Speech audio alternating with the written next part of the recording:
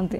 అయితే ఒక యాక్టర్ అంటే సైడ్ యాక్టర్లు క్యారెక్టర్ రోల్స్ ఎందుకు చేశారు? హీరోయిన్ గా చేయాలని ఎందుకు అనుకోలేదు? అట్లాస్ట్ కన్విన్స్ అయిపోయారు ఇంట్లో వాళ్ళు. సో ఎందుకు ఒక హీరోయిన్ అవ్వలేకపోయారు? శ్రీముఖి ఇష్టం లేదండి. అవునా? నాకు ఇష్టం లేదు. ఇప్పుడు మీతో చేసే కో యాంకర్స్ తీసుకుంటే మరి శ్రీముఖి కానీ రష్మి కానీ Anasuya, so you're not interested. ఎందుకు ఇంత అందంగా ఉన్న శ్యామల హీరోయిన్ ఎందుకు అవ్వాలనుకోవట్లేదు? హీరోయిన్ కి చాలా రెస్పాన్సిబిలిటీస్ ఉంటాయండి. To like she has to take the movie on her shoulder and ఆ గ్లామర్ అది ఖచ్చితంగా ఆడియన్స్ ఎక్స్పెక్ట్ చేస్తారు. ఎందుకు మనమే ఇప్పుడు ఒక టికెట్ కొని సినిమాకి వెళ్తే అబ్బా హీరోయిన్ భలే ఉందిరా అనుకునేలాగా ఉండాలి. అంత మెయింటెనెన్స్ నేను చేయలేను. నాకు శుభ్రంగా తిండి ఉండాలి, శుభ్రంగా నిద్ర ఉండాలి. ఈ రెండింటిని నేను త్యాగం చేసి నేను చేయలేను first thing. And second thing నాకు ఇష్టం లేదు బేసిక్గా. పర్సనల్గా డోంట్ లైక్. పర్సనల్గా నాకు ఇష్టం లేదు. So happy with characters. So ఇలా కంటిన్యూ చేసేస్తారు జర్నీ. సో ఫ్యూచర్లో వచ్చినా కూడా చేసే ఛాన్స్ లేదంటారు? లేదండి. అంతేనా? సో సీరియల్స్లో యాక్ట్ చేశారు, మూవీస్లో యాక్ట్ చేశారు. సో ఇక్కడ యాక్టింగ్ ఏంటి అసలు డిఫరెన్స్ ఏంటి ఈ రెండిట్లో? సీరియల్ అంటే యాక్చువల్లీ నథింగ్ మచ్ డిఫరెన్స్. ఏదైనా క్యారెక్టర్ని మీరు పోర్ట్రే చేస్తారు అంతే కదా.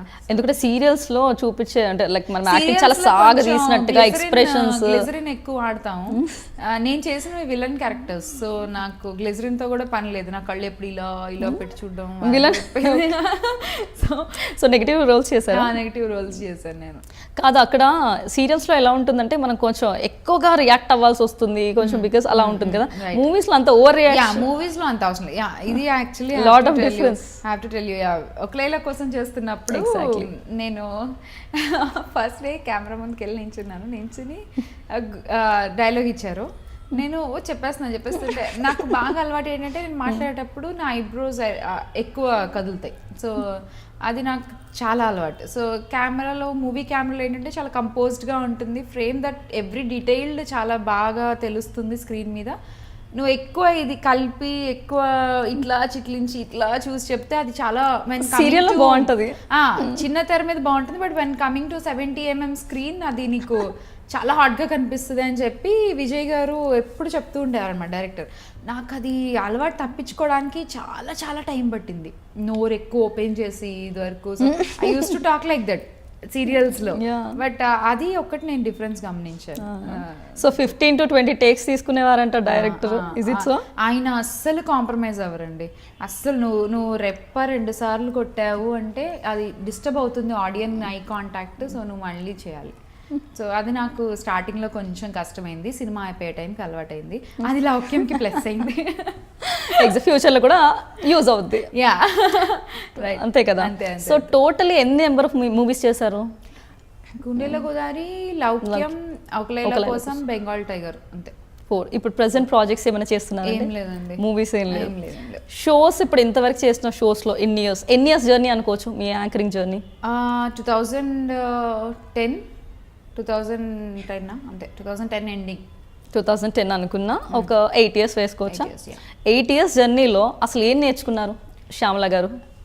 8 years జర్నీలో చాలా నేర్చుకున్నాను. వన్ థింగ్ ఏంటంటే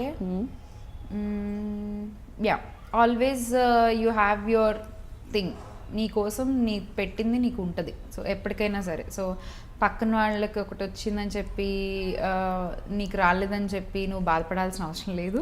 సో డెఫినెట్గా if people want you, people need you, they will come to you అనేది నాకు అర్థమైంది. సో అదైతే నేర్చుకున్నాను.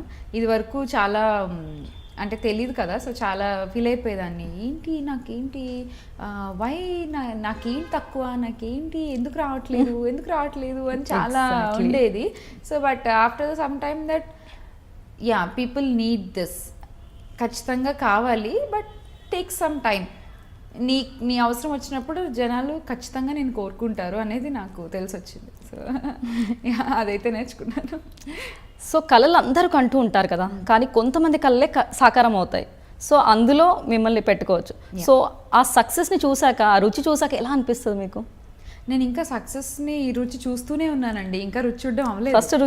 ఫస్ట్ ఎప్పుడో చూసుంటారుగా, సో అప్పుడు ఎలా అనిపించింది? ఫస్ట్ టైం టేస్ట్ చేసినప్పుడు ఉంటుంది కదా రియాక్షన్. డెఫినెట్గా చాలా హ్యాపీ అండి. బికాజ్ ఒక నార్మల్ మిడిల్ క్లాస్ అమ్మాయికి ఇంతమంది పీపుల్ అభిమానం, ఇంతమంది జనాలు గుర్తుపట్టడం, మాట్లాడడం వచ్చి, సో వాళ్ళు నాకు శ్యామ్లా అని నా పేరు వాళ్ళు గుర్తుపెట్టుకుని పిలవడం, ప్రతిదీ ఈచ్ అండ్ ఎవ్రీథింగ్ నాకు చాలా చాలా మెమరబుల్. ఇప్పటికీ కూడా నేను ఏదైనా అవుట్డోర్ షూటింగ్స్కి వెళ్ళిన వాళ్ళని జనాలు ఆంటీస్, ఎస్పెషల్లీ ఇంట్లో ఉండే ఆంటీస్, వాళ్ళు గుర్తుపెట్టుకుని వచ్చి శ్యామ్లా చాలా బాగా చేస్తావు నువ్వు, అది చాలా పద్ధతిగా ఉంటావు, అది ఇది అని నాకు చాలా హ్యాపీగా అనిపిస్తుంది. సో మా ఇంట్లో అమ్మాయిలాగా అనిపిస్తావు నువ్వు అంటే ఆ ఒక్క మాట వాళ్ళు ఊరికనే అనరు అండ్ అందరినీ అనరు. ఎగ్జాక్ట్లీ, అదైతే నాకు ఆ చాలా కాంప్లిమెంట్స్ అక్కడ నింపేసుకుంటారు. సో చాలా మంది ఫ్యాన్స్ పెరిగిపోయారు. సో ఇందాక మిడిల్ క్లాస్ ఫ్యామిలీ అన్నారు కదా, అసలు మీ నేటివ్ ప్లేస్ ఎక్కడండి? కాకినాడ, తూర్పుగోదావరి జిల్లా. సో మీరు ఒక్కరేనా డాటర్? అంటే మా మమ్మీకి అంటే నేను చాలా లేట్ అనమాట. సో నాకంటే ముందు they have adopted girl child. Okay. So అక్క ఉంది. తను అందరూ ఇక్కడే, ఇప్పుడు అందరూ విజయవాడలో ఉంటారు వాళ్ళు, అందరు అక్కడే సెటిల్ అయిపోయారు. సో ఆ తర్వాత అంటే ఇప్పుడు అమ్మగారు ఇక్కడే ఉంటున్నారా?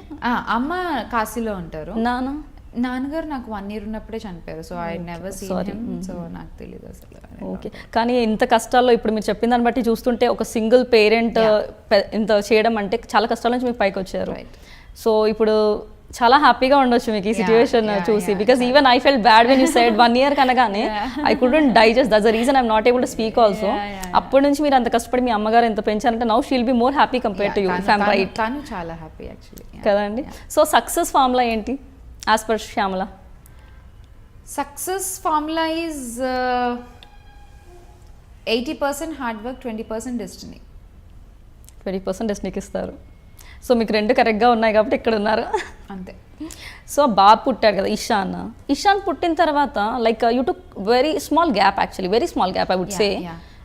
ఎందుకు అది అంటే లైక్ అంత ఎక్కువ అంటే తొందరగా పిక్ చేసుకోలేమన్నా ఎందుకు?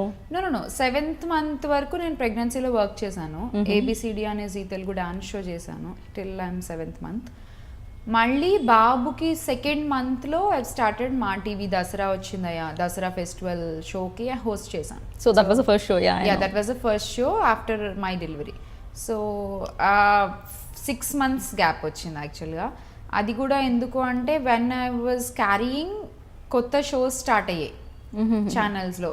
ఏ షోస్ అయితే ఇప్పుడు రన్ అవుతూ ఉన్నాయో ఆ షోస్ స్టార్ట్ అయ్యాయి ఛానల్స్ అన్నిటిలో. సో నేను క్యారీయింగ్ ఉన్నానని చెప్పి వాళ్ళు తీసుకోలేదు.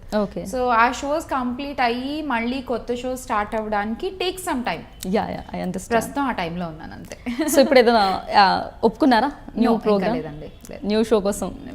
అయితే ఈ గ్యాప్ వల్ల ఏదైనా డిఫరెన్స్ ఉందంటారా మీరు? ఈ గ్యాప్ని నేను audio launches, press meets, interviews వాటితో ఫిల్ చేస్తున్నాను అంతే. So yeah.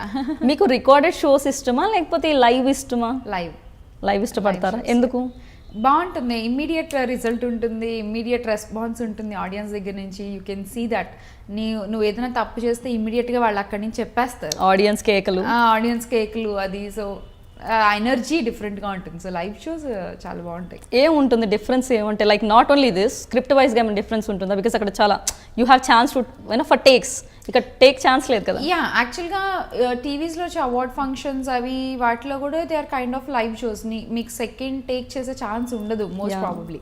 ఎందుకంటే గెస్ట్లు అందరూ కూర్చుని ఉంటారు ముందు, వాళ్ళ ముందు సారీ 1 more అంటే చాలా చండాలంగా ఉంటుంది. సో ఆబ్వియస్లీ టేక్స్ విషయంలో యాంకర్స్కి అందరూ నాకు తెలిసి సింగిల్ టేకే ఉంటారండి. బికాజ్ వితౌట్ దట్ యాంకర్స్ కాలేరు. ఏ యాంకర్ అయినా కూడా సింగిల్ టేక్లో దట్ వాళ్ళు అనుకున్నది వాళ్ళు ప్రొజెక్ట్ చేయగలిగితేనే they will be an anchor. So that's why we call them an anchor. So తెలుసుకోండి విషయాలు కూడా ఇప్పుడు కావాలనుకునే వాళ్ళు.